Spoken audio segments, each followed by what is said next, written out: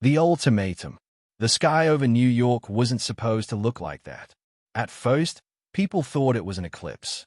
Then they saw the outline of the ship, too angular, too vast. Its shadow stretched for miles, smothering the skyline. Similar scenes unfolded over London, Beijing, Sao Paulo. Every screen, TV, phone, billboard, sputtered, hijacked by a single broadcast. The alien who appeared looked almost human, if a human had been sculpted by someone with no understanding of kindness. Thin, pale, with 4 eyes that glowed faint blue, it smiled as if Earth's terror amused it. "We are the Dominion," it said, voice smooth as oil. "Your world is now subject to the law of the stars. Kneel, and you will be spared." The offer was simple. Dismantle all militaries. Send 10% of the population off-world for labor integration.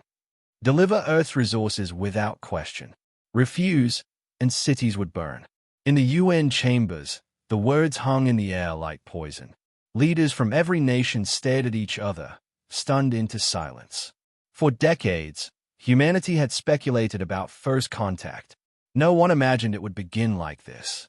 General Aaron Morgan leaned forward in his seat. The man looked like he'd been carved from stone. Gray hair, hard eyes, a scar running from his jaw to his collar. "They won't stop at 10%, he growled. "Kneel once, and they'll keep taking until there's nothing left." Some officials hesitated. "We can't win," the German chancellor muttered. "They have weapons we can't comprehend."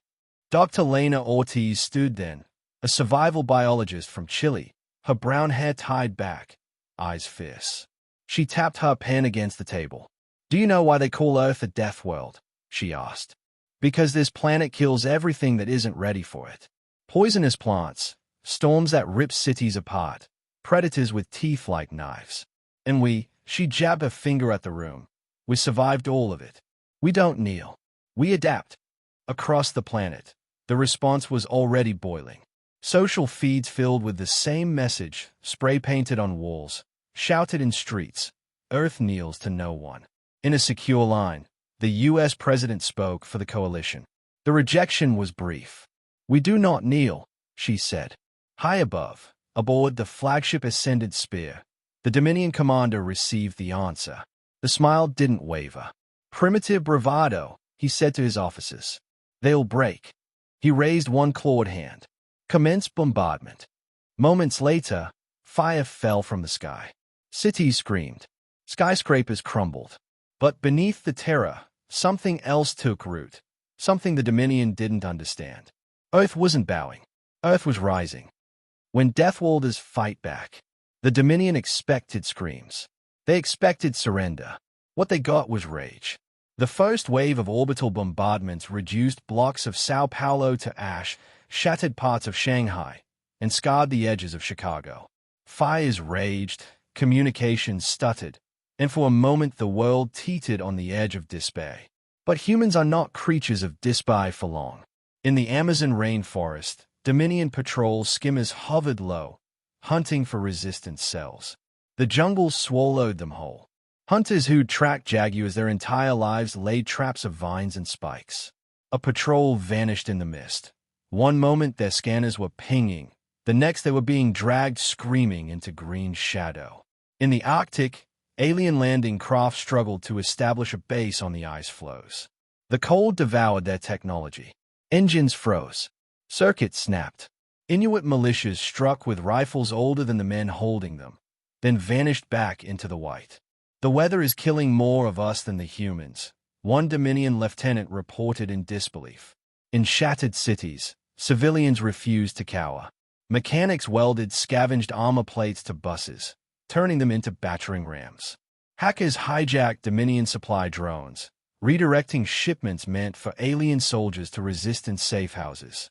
A teenager in Warsaw turned a captured alien plasma torch into a weapon that cut through Dominion armor like butter. Dr. Lena Ortiz appeared on emergency broadcasts, her voice steady even as smoke rose behind her. "They call us primitive," she said, "but we survived this planet's fury. Every storm, every predator, every plague taught us to improvise, to endure. And now that same instinct will tear them apart." The Dominion hadn't prepared for an enemy that learned mid-battle. Their manuals described planetary subjugation as a sequence: terror, submission, compliance. But humans weren't following the sequence. They weren't just resisting.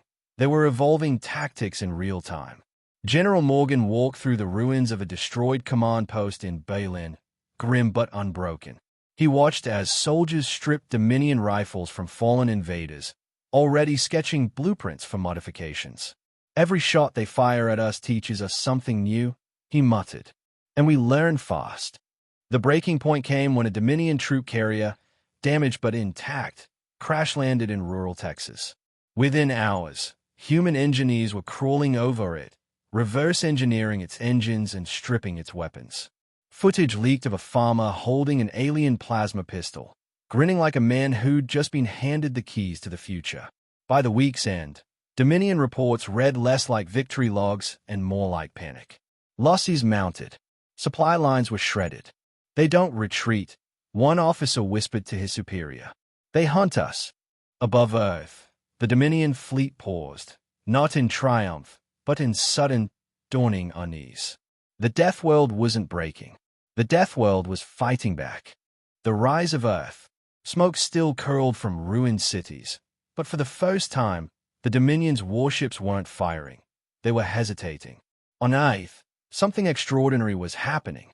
Nations that had spent decades glaring across borders suddenly worked side by side. The UN building, once a stage for arguments, became a war council. Russian generals shared satellite intel with Americans. Indian scientists passed alien tech fragments to Japanese engineers. Borders blurred under a single banner, Earth United. Inside a cavernous hangar beneath Cheyenne Mountain, sparks rained as human engineers swarmed over the captured Dominion troop carrier. "I can make this fly," muttered a mechanic with a blowtorch between his teeth. "Just give me 2 days and a case of coffee." Within a week, alien plasma rifles were being reassembled with human parts, their awkward grips refitted for human hands. Crude, yes, but deadly. Dominion comm relays were jammed by hackers in Seoul. In Nairobi, a group of college students used an alien battery to power an improvised railgun that could punch holes in skimmers. Dr. Lena Ortiz spoke to a room full of soldiers, engineers, and leaders, her voice sharp, her words unforgettable. The Dominion thought we were just another species to crush. They didn't understand what Earth made us. We're the product of a planet that tried to kill us every day for 1,000,000 years. That's why we're still here. That's why they won't be. Humanity's defiance wasn't just visible on Earth. Dominion broadcasts were hacked and replaced with raw footage of human resistance. A girl in Manila tossing a Molotov into an alien patrol, Inuit fighters standing over a downed skimmer, soldiers in Mexico City waving captured banners. Across the stars, those images sparked something dangerous for the Dominion: hope. On faraway slave worlds, whispers spread. The Deathworld fights back. Small uprisings flared on colony planets, smothered brutally, but each left a scar. General Morgan leaned over a map littered with red and blue markers. "They are stretched thin," he growled. "They expected this to be an execution, not a war. We're going to make it a war they can't win." The first offensive came faster than the Dominion imagined possible. Retrofitted rockets launched from hidden silos, carrying jury-rigged weapons into orbit. Human strike teams boarded crippled Dominion shuttles. In a bold move, a resistance cell in Australia hijacked a supply ship and flew it straight into the heart of an alien carrier, crippling the vessel before self-destructing. For the first time, Dominion fleets pulled back, not to regroup for another strike, but because they were bleeding. In the command chamber of the flagship Ascendant Spear, the alien admiral's voice cracked as he reported to High Command. "This is no longer a conquest. This is a disaster." And far below, on the battered surface of the Deathworld, humanity rose higher still. A Deathworld doesn't kneel. The Dominion came back with everything they had. Dozens of warships tore through the clouds, blotting out the sun. The sky boiled with fire as the Dominion's High Command issued one final order: end this. Break the Deathworld. From orbit, their fleet unleashed a storm of plasma. But this time, Earth didn't just endure. It struck back.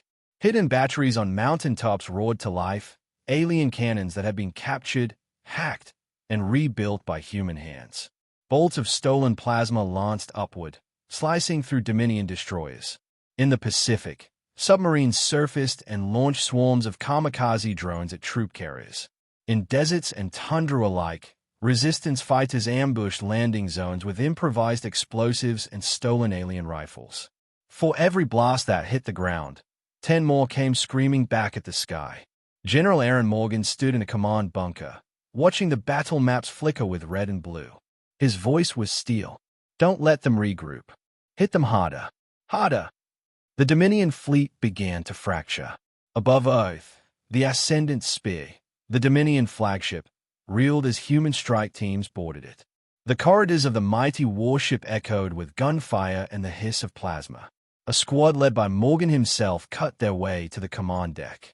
The alien admiral turned as the doors blew inward. Four glowing eyes widened, not in fear of death, but in the crushing realization of defeat. Morgan leveled a stolen plasma rifle at the alien's chest. "Transmit," he barked. The admiral hesitated. Morgan's voice thundered.